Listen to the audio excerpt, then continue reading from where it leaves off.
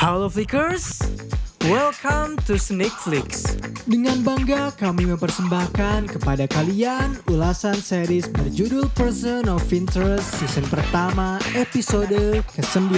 So without any further ado, let's get into it. Scene dibuka pada tahun 2004. Di sebuah padang pasir, seorang tawanan baru saja dimasukkan ke dalam ruangan interogasi. Di sana seorang tentara Amerika berhadapan dengan salah satu tersangka bom bunuh diri yang membunuh tentara Amerika di Fallujah. Apabila ia mau memberitahu di mana sisa ledakan itu berada, maka dirinya akan selamat. Tetapi jika menolak, maka ia akan berhadapan dengan bosnya yang bisa ia pastikan adalah pria itu takkan pernah mau untuk berbicara dengan bosnya. Dan saat bos yang dikatakan oleh pria itu datang, ternyata bos itu adalah Carter. Lalu scene bergerak pada kantor polisi ketika Carter harus mengurusi masalah KDRT yang dilakukan oleh suami bernama Kovac terhadap istrinya. Carter berusaha untuk meyakinkan sang korban jika ia harus bersaksi di hadapan pengadilan bahwa suaminya benar-benar memukul, bahkan berusaha untuk membunuhnya. Namun, karena kekuatan cinta yang begitu besar, istrinya justru mengelak. Ia beralasan luka yang dirinya dapati adalah hasil dari dirinya yang jatuh dari tangga. Berulang kali Carter menasehatinya, pun ia tetap keras kepala. Hingga Carter akhirnya memberikan kartu namanya, jika ia membutuhkan sesuatu maka ia dapat menghubunginya. Kemudian setelah itu, Carter didatangi oleh Lionel yang memberikan hasil DNA dari darah orang yang menembaknya. Berdasarkan hasil, setengah dari darah itu berasal dari Marlene Elias dan setengahnya lagi berasal dari Don Moretti yang tak lain adalah suami dari Marlene Elias. Lantas dengan cepat mereka langsung mendatanginya dan menginterogasinya. Carter memperlihatkan foto dari anak mereka berdua yang kini telah tumbuh kembang menjadi pria mengerikan. Hasil dari tak becusnya mereka dalam membesarkan Carl. Sejauh ini, Carl Elias telah membunuh detektif Sullivan serta salah satu sahabat lama Moretti, yaitu Vincent DeLuca. Carter memperingatinya, Elias adalah pria jahat dan cerdik, ia bisa mengejarnya kemanapun ia pergi. Dan saat Moretti mendengar ceramah dari Carter, ia hanya tersenyum. Rupanya Moretti tak gentar dengan ancaman itu, ia pernah mengalami hal yang jauh lebih mengerikan daripada ancaman ini. Justru, Moretti balik menasihati Carter untuk berhati-hati, karena mungkin saja Elias tak mengejar dirinya, melainkan mengejar Carter. Pada malam harinya, Carter harus menangani kasus penembakan terhadap seorang anak muda keturunan Afrika Amerika yang ditembak di jalanan. Jasad dari pemuda itu masih tergeletak di jalan karena kejadian baru saja terjadi. Ditemukan pria itu bernama Ronnie Middleton. Carter sudah sangat paham dengan jalanan ini, begitupun dengan kejahatannya, sehingga ia menduga mungkin dalang dibalik penembakan ini adalah Hector Alvarez. Lalu Lionel memperlihatkan barang bukti yang mereka temukan berupa botol minuman soda. Ketika Lionel hendak mengamankan massa, ia tak sengaja melihat keberadaan Reese yang bertanya terkait kejadian tersebut. Lionel menceritakan jika terjadi kasus penembakan yang dimana pelaku dari penembakan itu masih berkeliaran. Carter yang telah mengetahui di mana minuman itu berasal, langsung ia menghampiri pemilik toko yang bernama Castillo. Saat Castillo dihampiri oleh Carter, ia terlihat panik dan ketakutan. Dirinya mengaku tak mengetahui apapun. Memang ia mendengar suara tembakan, tetapi saat ia keluar untuk memeriksa, dirinya tak menemukan apapun. Carter mencoba mengajaknya untuk bekerja sama, hingga pada akhirnya Castillo mau datang ke kantor polisi untuk memberikan kesaksian pada esok pagi. Dari kejauhan, Reese mendapat telepon dari Finch yang memberitahunya jika mereka mendapatkan nomor terbaru. Awalnya Reese memberitahu Finch jika mereka terlambat karena seorang anak baru saja tewas. Namun Finch tak berbicara tentang anak tersebut karena kini nomor yang keluar berasal dari teman dekat mereka, yaitu detektif Carter, yang artinya nyawanya sedang dalam bahaya. Keesokan harinya, Carter sedang berbincang bersama anaknya terkait kenakalan yang ia lakukan. Tanpa mereka sadari, Reese berada di belakang mendengar percakapan mereka sekaligus meretas ponsel miliknya. Setelah Carter keluar dari restoran tersebut, Reese langsung mengikutinya yang ternyata Carter pergi ke bengkel mobil milik Hector untuk menanyakan sesuatu. Tanpa rasa takut, Carter berhadapan dengan Hector yang terkenal akan kegarangannya. Ia langsung bertanya, apakah Hector tahu tentang kasus kematian Ronnie Middleton? Hector mengelak. Ia mengaku pada malam kejadian dirinya pergi bersama kekasihnya. Tetapi Carter mencoba untuk menekan Hector agar mau memberitahunya sesuatu. Hingga Hector pun ternyata tak takut dengan ancaman Carter. Ia justru mengharapkan Carter bisa kembali ke sini dengan surat penangkapan yang lengkap. Lalu Carter pun pergi begitu saja. Setelah mengikuti kegiatan Carter, Reese kembali ke markas. Finch di sana berhasil mendapatkan identitas dari Carter. Ia merupakan lulusan muda dari lembaga kepolisian, pernah menjadi negosiator militer dan merupakan salah satu anggota paling jujur.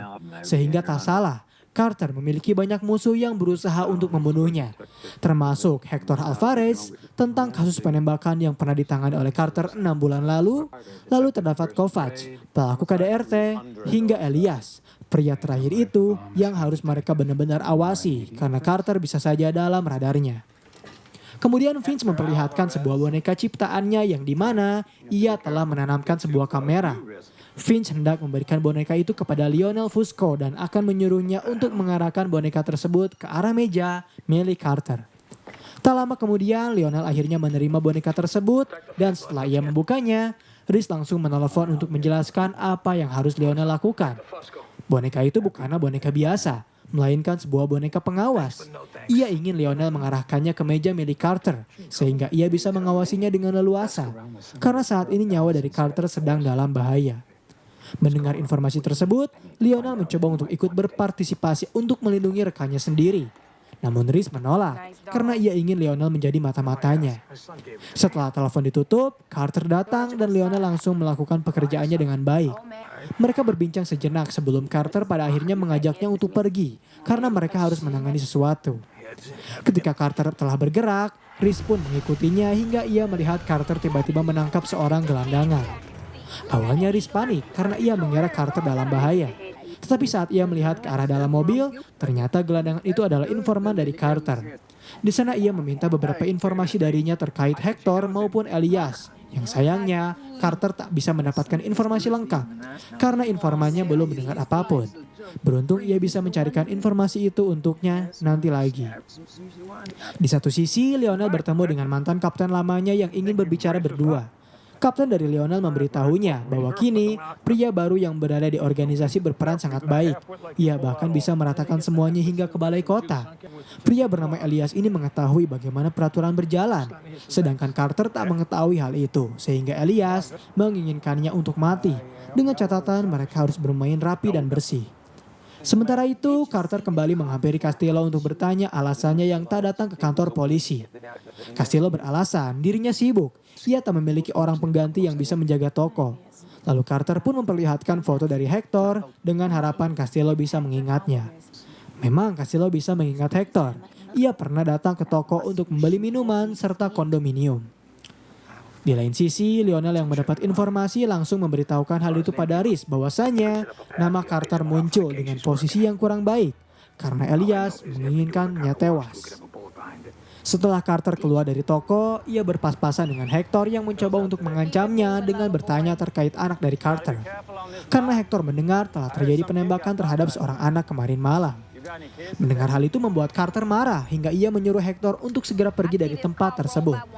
Carter seakan sangat amat sibuk hari ini karena setelah ia menghampiri Castillo, dirinya mendatangi sebuah bar untuk menemui Kovac yang sedang terdiam diri.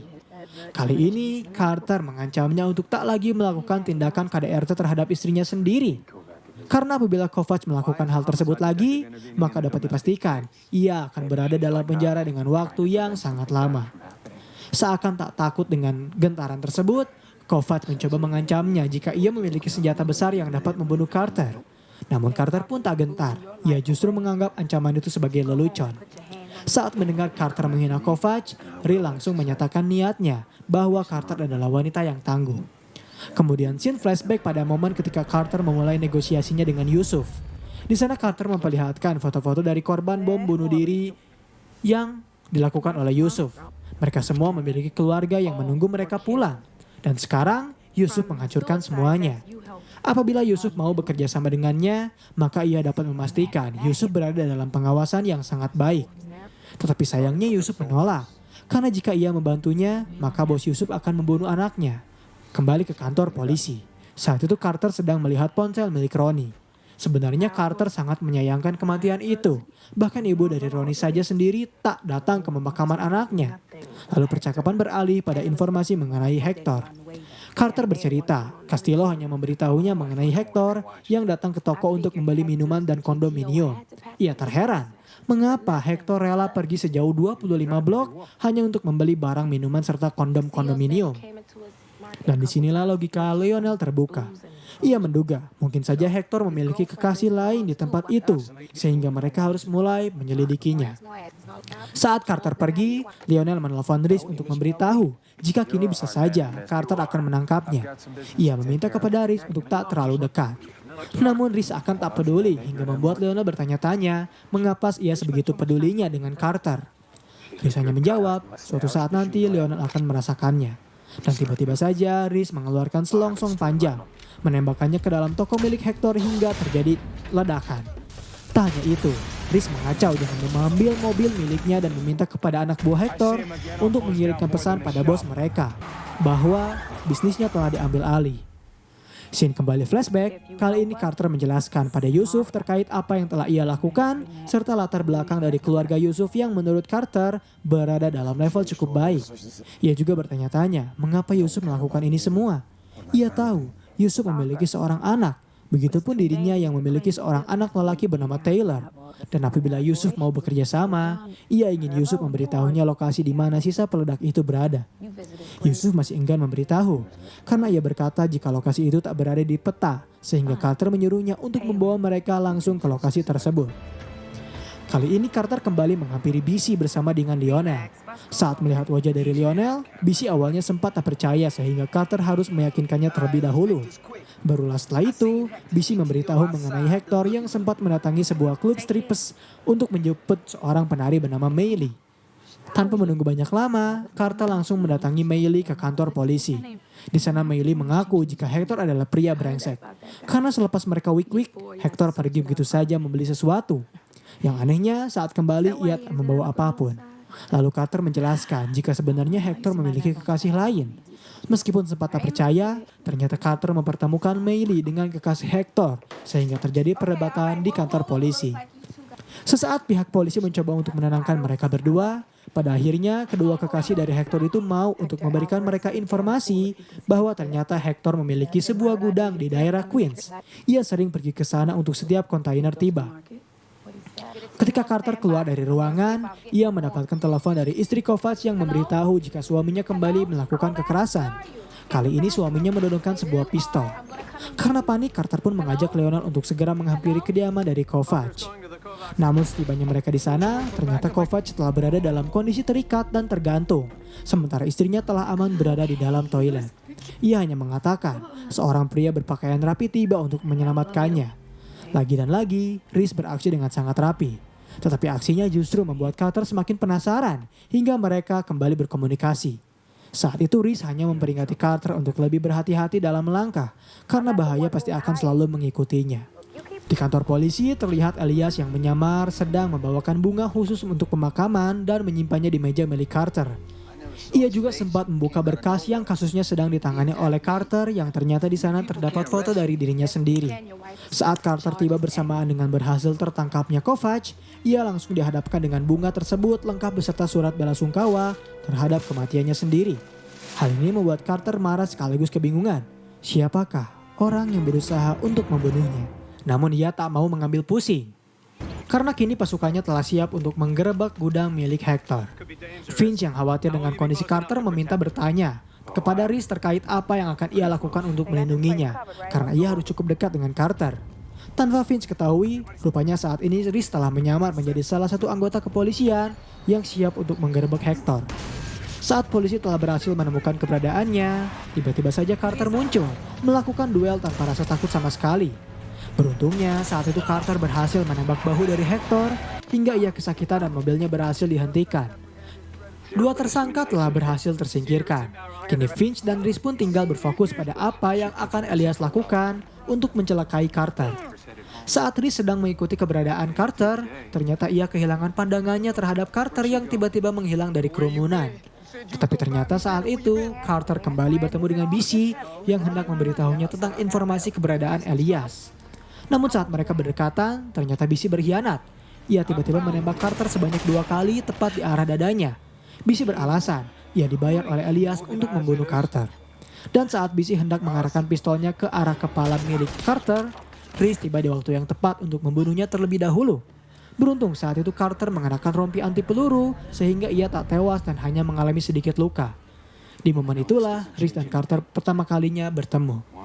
Setelah berhasil menyelamatkan Carter, Reese langsung menyudahi ini semua dengan cara mendatangi kapten dari Vince yang sedang menunggu kabar kematian dari Carter. Reese mengancamnya untuk menjatuhkannya dari atap apabila ia berani menyentuh detektif Carter kembali. Lalu Reese menyuruhnya untuk mengirimkan pesan pada Elias bahwa jika ia kembali mencoba untuk mengancam Carter, maka Reese tak akan segan untuk mendatanginya. Dan scene terakhir episode kali ini memperlihatkan kedekatan antara Carter dengan anak sulungnya. Mereka berbincang terkait kekhawatiran Taylor terhadap ibunya, karena ia tahu mereka tak memiliki sosok seorang ayah lagi. Carter hanya tersenyum, ia berkata dirinya masih bisa melindungi dirinya sendiri, lalu Carter bisa melihat Reese yang baru saja pergi mengenakan motornya. Dan pembahasan mengenai series Person of Interest season pertama episode ke-9 pun berakhir di sini. Bagaimana menurut kalian? Apakah series ini cukup menarik untuk diikuti? Berikan komentar positif kalian di kolom komentar. Beri kami ulasan mengapa series ini menarik bagi kalian dan jangan lupa nyalakan lonceng notifikasi, tekan tombol subscribe serta tombol like jika kalian menyukai pembahasan kami. Dan sampai berjumpa kembali di episode selanjutnya.